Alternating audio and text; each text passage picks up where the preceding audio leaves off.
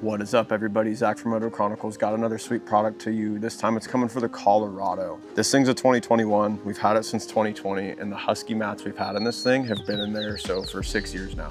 My only complaint about those is that they're a little slippery. We got some of these Michelin mats for the Tesla to try out and make a video for, and they're super grippy and they're way better. So they made some for the Colorado. Naturally, I asked them if I could snag some for this truck.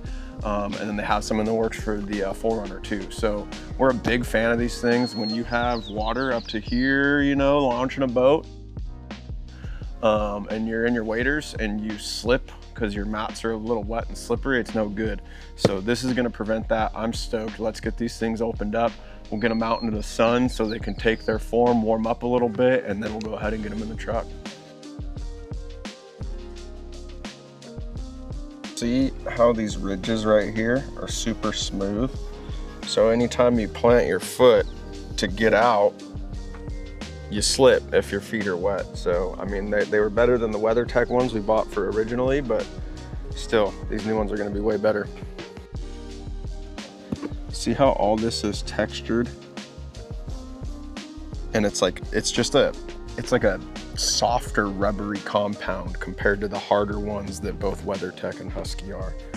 Go ahead and do the back first. I mean, they're just floor mats, folks. Just slap them in. Don't hurt your seats with the sharp parts on the bottom. All right, well, here's the back ones, folks. I mean, those are some of the most perfect fitting mats I think I've ever seen. Move this seat back, get the front ones in.